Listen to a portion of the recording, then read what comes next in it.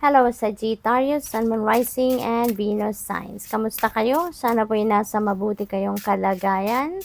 Welcome back po sa Star Tarot. Kung bago kayo rito, welcome din kayo. Thank you sa inyong support. I truly appreciate it. God bless you all. Sagittarius, paunang mensahe po ninyo ay strength. Ayan. So, innate na sa inyo ang strength, ang inner strength and courage. You have the strength, you have the courage. Kaya kung ano man ang problema, ano man ang challenges, ano man ang obstacles sa pinagdadaanan ninyo, kayang-kaya ninyo yan harapin. Kayang-kaya ninyong malusutan at masolusyonan yan. Okay? So, huwag kayong mag-alala. Buhayin ninyo ang inyong courage and ang inyong inner strength. We have creation energy. Ayan. So, remember your thoughts shape your future. Your words create today. Your choices become your reality. So, nagsisimula ang lahat sa isip natin. Hindi ba? Yung pag-create natin ng kahit anuman sa buhay natin, pag-manifest natin, that starts with the mind. Kaya, importante na aware tayo sa kung ano ang laman ng isip natin. Dapat aware tayo na nasa positibo lang, no? Ang kung ano man ang laman ng isip natin. Kasi yun ang magmamanifest sa buhay natin. Yun ang makikita natin sa ating 3D reality. So, tignan natin kung ano pa ang ganap. We have faith, believe you are not alone, spirit is right beside you, ask for guidance and it will come.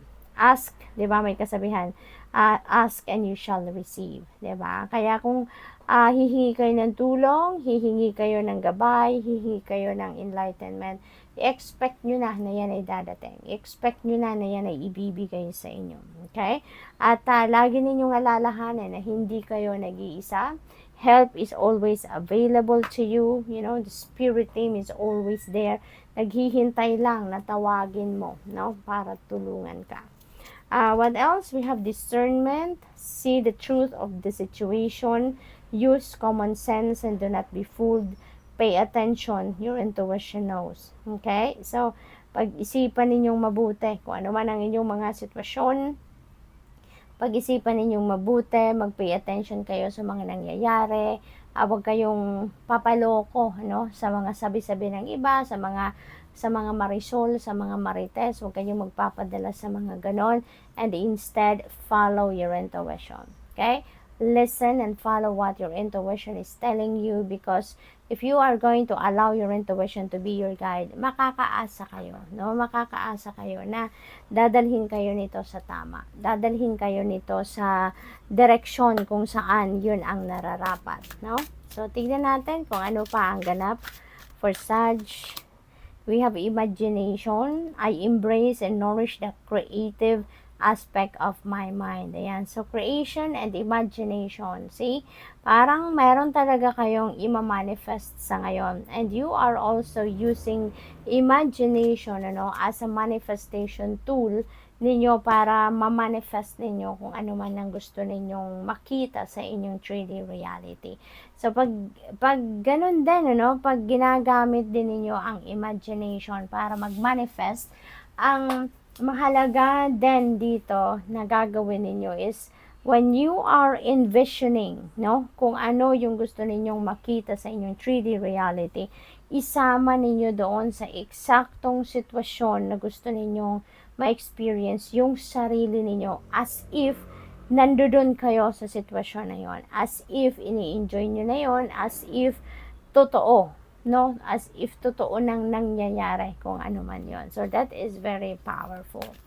So, tingnan natin kung ano pa abundance. Napakaganda. I am a limitless being and I can manifest whatever I desire in this physical reality. So, nandoon kayo ngayon, Sagittarius, sa manifestation energy. Napakaganda.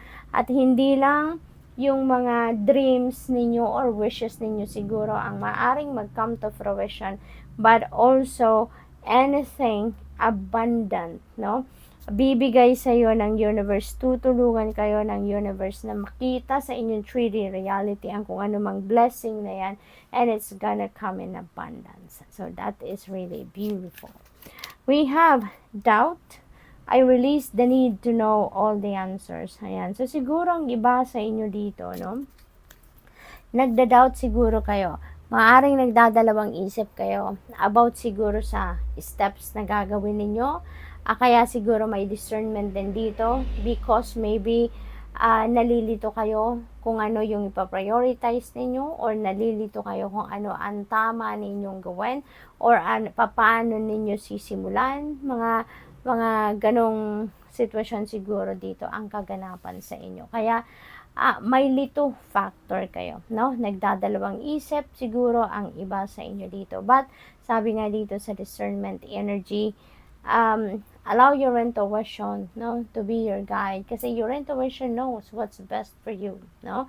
Alam ng divine universe kung ano ang best para sa iyo. Kaya kayo ginagabayan through your intuition, no? So good luck. That's all I have for you for today. Thank you for watching. Love and light. Namaste.